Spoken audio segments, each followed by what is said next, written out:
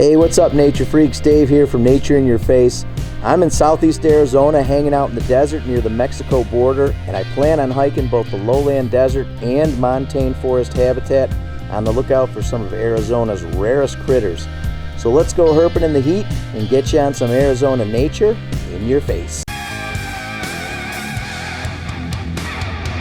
Nature in your face! Well, I got my first herp of the trip. A really crabby western diamondback rattlesnake. That's okay, buddy, it's hot out. I'm crabby too. I'll probably find another half dozen of these by the time I'm done herping. They're all over this area. I was hoping to find maybe a Mojave rattlesnake or something a little bit more uncommon, but that's okay. It's always cool to find one of these snakes. He's just tucked up under this brush in ambush mode, waiting for a rabbit or whatever to tag and eat. Now this is a decent sized adult male. You can tell that he's older because the segments on the rattle are pretty much the same size, which is an indication that his growth is slow. A young one would have more of a pyramid shaped rattle. So I'm just going to leave him be. He was kind enough to buzz me long before I saw him, which is really the snake's way of saying, I know you're way too big to be prey. I just want you to leave me alone so I can go about my business. That's all I'm going to do. Just going to move along. We're going to see what else we can find. Not going to mess with them. So pretty cool encounter. Let's go see what else we can come across. Just to give you guys an update, I haven't seen any more snakes since finding that western diamondback rattlesnake, but I did catch a cool little lizard. This is a desert grassland whiptail. Now this is actually parthenogenetic. Now what that means is it's an all-female species. They lay eggs. The eggs hatch as exact clones as the females. Another really cool thing about these things is they're related to tegus. They're in the same family as the South American tegu. Yet look how small this thing is. If you look at the head, it is shaped similar to a tegu lizard. Obviously these things are much smaller, but I think it looks even more like the 6-line racers that we find back in the Chicago area. You can see that it has the 6 lines just like the 6-line racer. They're not even in the same genus, but they do look similar. They also have that really cool, pretty blue tail. So hopefully I'll be able to get on some snakes tonight, but this will have to do for now. I'm gonna let them go and we'll see if we can get on some snakes. All right. I just found one of my favorite lizard species here in Arizona, a horned lizard. Now there's 7 different species that can be found in the Sonoran Desert. This one happens to be the Texas horned lizard.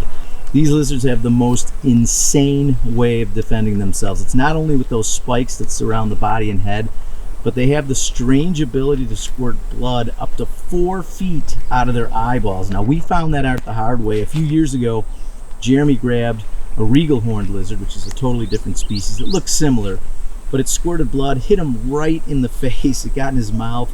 He said it tasted disgusting. I guess it was really sour, but we made a full episode about it. So if you guys haven't seen that, go check it out. It's definitely one of nature's most bizarre defense mechanisms. Now these guys prey mainly on ants. They'll also eat the occasional beetle and other invertebrates, but what an awesome lizard. It's time to say goodbye to this little buddy. There he goes. Well, this sucks. I just think I found a dead Gila monster. I just passed it. I turned the car off. And sure enough, wow. What a bummer. Now, Jeremy and I have found several of these alive, but I've never personally found one alive. Every time we've been herping, Jeremy's the one that found him. Oh, man, this one is Gila jerky. It's been there for a while, probably a couple days, baking in the sun. But that is a total bummer. Dead Gila. Nice sized adult. But the good news is, we definitely know they're in the area. So you see this habitat of desert here. That's where they are coming out of. So this might be a road that I want to cruise tonight. Maybe see if I can get one, but yeah, sucks.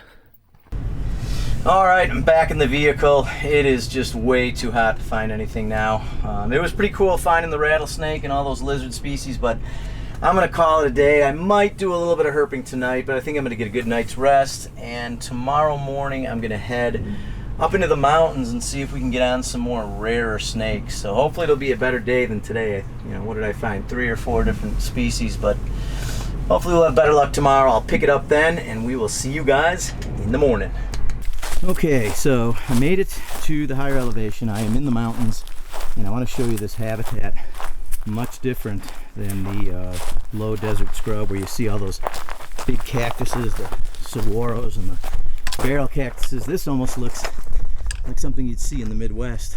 A lot of trees, there's evergreen trees up here, types of just greenery that doesn't look very desert-like. And then you also see these big boulders, and that's where I'll be looking for some of my target species. All right, guys, I haven't been herping that long, but I just found one of my target species, a mountain king snake. One of Arizona's most sought-after snakes by herpers. Also, one of the most beautiful snakes. Look at those stunning black and red bands. Now, these guys are not easy to find. It's not that they're uncommon, but they're secretive, and you have to come up to these higher elevations, which is kind of a pain in the butt. And then obviously you have to find one, which I did. Now, he was slithering around in this desert grassland habitat. I grabbed him. He's already bitten me about 100 times. You can see my knuckles are bleeding. Who cares? So worth it. Awesome snake, lifer, never found one before. He mainly eats lizards. He'll also take small mammals, birds. So he was just on the crawl hunting that stuff. I'm gonna let him go, and we're gonna try to find some of the other target species here, which would be the banded rock rattlesnake, the ridge-nosed rattlesnake, and then there's a ton of other colubrids, which are the harmless snakes that you can find up here. So if I don't find another snake though, who cares? Because I just found one of Arizona's most beautiful, the mountain king snake. Let's let him go, see what else we can find.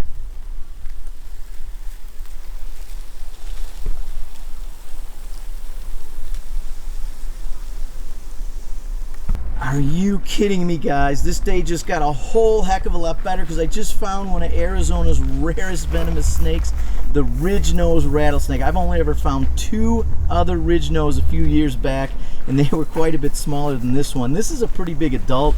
Now, when I say big, not big compared to the western diamondback I found earlier, but these guys only grow to maybe 18 to 20 inches, so this is a decent sized adult. It's also Arizona's state reptile, deservedly so.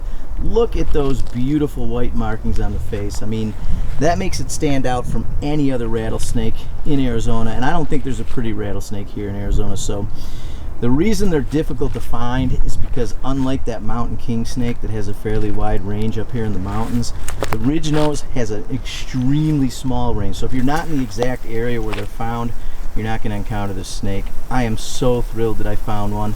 Now, the young prey mainly on those giant desert centipedes. If you've ever seen one of those things, it's pretty impressive that they can catch and eat those things, especially considering they too are venomous and prey on snakes. So the adults, they mainly eat lizards, small mammals, birds, which obviously is a more typical diet for a rattlesnake. But this really boosted my morale. I'm going to get back on the trail, see if we can find some more cool reptiles. Let's go.